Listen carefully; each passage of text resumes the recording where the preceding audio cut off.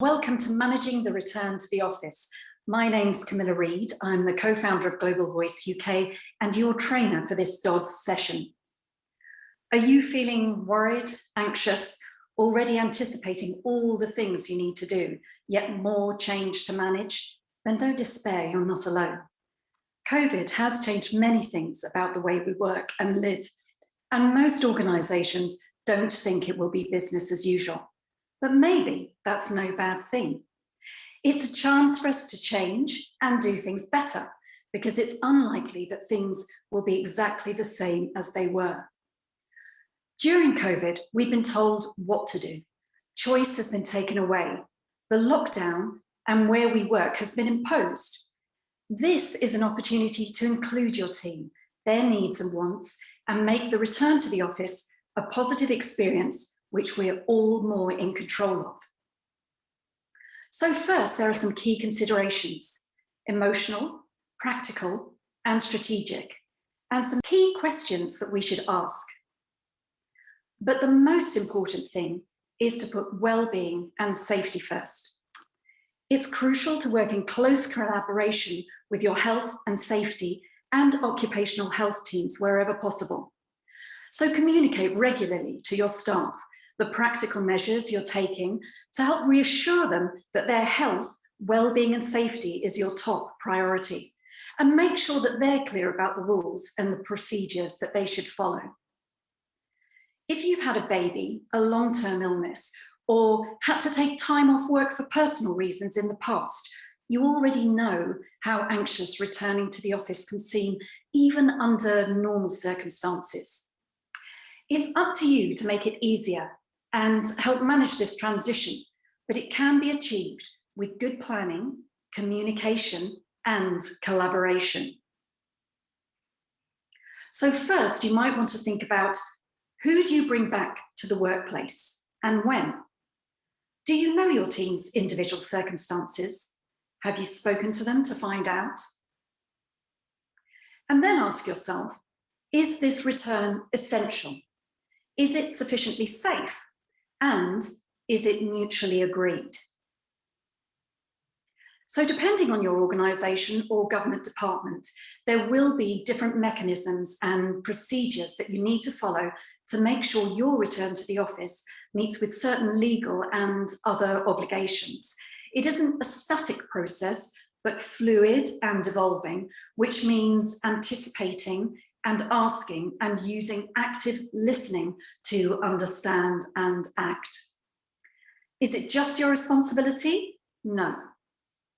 Many government departments and organisations have smarter working guides and other resources to help you manage this process. You don't need to do it alone, because you and your team will all have ideas about how and when they come back to the office and what changes they'd like to see. Your role is to find out what these are. It's likely that flexible working will be at the heart of that. And in all the surveys that have been carried out to date, the majority of people want to be able to work around 3 days a week in the office. It's going to be much more difficult to say no to that. And why not make a commitment to support flexible and remote working where possible, and make the provision of support for physical and mental health for workers who cannot work from home and may be concerned about being in the workplace or travelling there. So what does your team need from you? Aside from answers, leadership, good communication, organisation, and support. As leaders, it's important to stay authentic and to lead in a way that's right for you. But like all effective and transformational leaders, you'll want to do the following: create an inspiring vision of the future, motivate and inspire people to engage with that vision, manage delivery of the vision, and coach and build your team so that it's more effective in achieving everything that you want. Successful change leaders also tend to show the following characteristics: the ability to build coalitions and inspire trust, show strong communication skills at every stage, emotional intelligence, and the ability to think strategically and link the change to the bigger picture.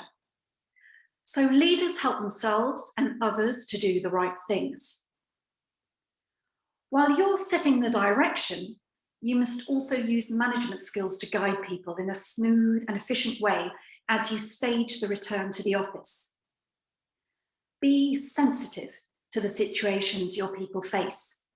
Plan work schedules with a people-first approach. It's likely that you will have to set up hybrid working models. And it's essential to recognise that your workforce, they are going to need time to adapt to new ways of working post-pandemic. For employees who are coming back after an extended furlough or period of remote work, they may find the physical layout of their workplace changed, and that's something that they may struggle with. You might also need to consider cohorting, which is keeping teams of workers working together and as small as possible, or maybe staggering working hours to limit numbers in the workplace at the same time. There are going to be many items, and they could be, say, around cleaning arrangements and making sure your workplace is COVID safety compliant. Support. And this can take many forms. Many people, maybe you too, will have experienced challenging domestic situations such as juggling childcare or caring for a vulnerable relative, and financial worries if their family has had a cut in income. Some of us will have experienced illness or bereavement, and some members of your staff, they may have concerns about travelling and socially distancing on public transport, or it may not be as readily available. Others may be struggling with the significant change that society has seen, and the familiar workplace routines could feel very different. Some organisations will have people who have been furloughed on 80% or 100% of pay, for example, while others may have continued to work or had even increased workloads. The uneven nature of people's work and personal experiences and the challenges of the ongoing situation may lead to negative feelings on teams. So it's important that you build an inclusive working environment and are sensitive to any underlying tensions and confident about nipping potential conflict in the bud. If your anxiety levels are going back up again as you think about these potential negatives, take a moment and write them down. Have a brain dump or a purge. It's actually scientifically proven that putting a pen to paper is good for neural pathways to get it out of your head. For me, after all we've been through in the pandemic, it's important to be kind. What sort of culture and behaviours are you promoting? What things need to change? If we were together in person, I'd ask you to think about 3 words which describe your office culture. Do you like them, or do they need to change? We've all had to think about managing well-being during this pandemic. It's crucial to our productivity. And I don't know, maybe you've rediscovered walks, lunch hours, yoga, or just 15 minutes by yourself with some noise-cancelling headphones on. As we return to the office, think about how breaks, training, and getting that work-life balance right can help your teams and boost productivity. You'll also need shared goals to stay productive, and make sure that everyone knows what they are and how they'll be measured. Communicate, communicate, communicate. Don't allow vacuums of communication to arise, and listen more than you talk. A recent study by the Association for Talent Development said that 83% of business leaders said communication is the most important skill for managerial success. So think about, how do you communicate? And which form do you prefer? I'm sure we'll all be glad to be doing less virtually, and actually in-person meetings in the office may feel like a bit of a treat as opposed to being on Zoom. So capitalise on this.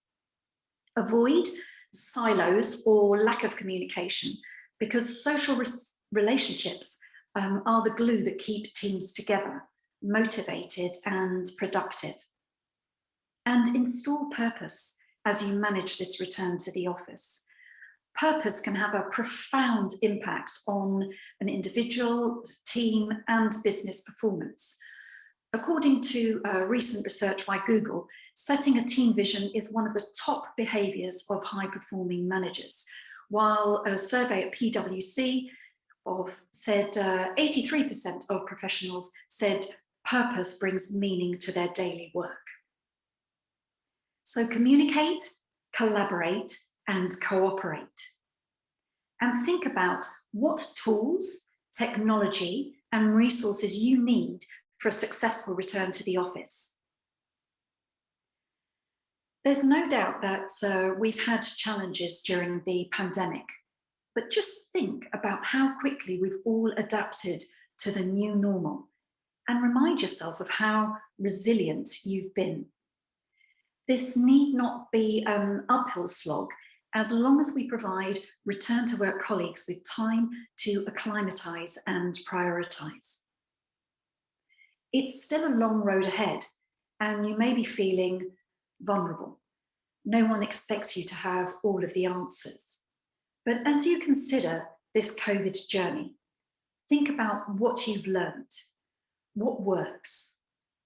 The pandemic has revealed a capacity for change that managements worldwide had routinely underestimated. Most people had never been asked for ideas and didn't expect them to be heard. And many companies had become fixated on incentives. Many people, satisfaction at work never meant hitting targets or achieving profit milestones. Success came from working alongside trusted colleagues to contribute to goods or services that mattered. That's the experience many more had when COVID-19 struck. And research shows it's the way that people want to continue to keep working. Together, we can achieve more. I'd like to ask you now to grab that pen and paper again and draw a picture of a house.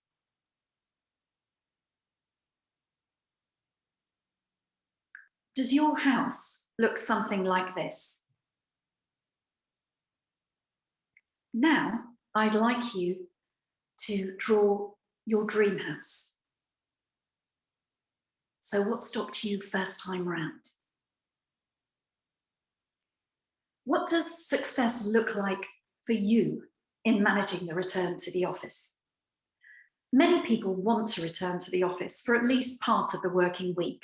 They miss the social interaction, the lack of choice over where and how to work, opportunities to network, learn from colleagues, and have a clear definition and delineation between work and home. Together, you can manage a safe and positive return to the office, taking back control from COVID, and make sure you consider the key emotional, practical, and strategic steps you need to take to get there. Thank you.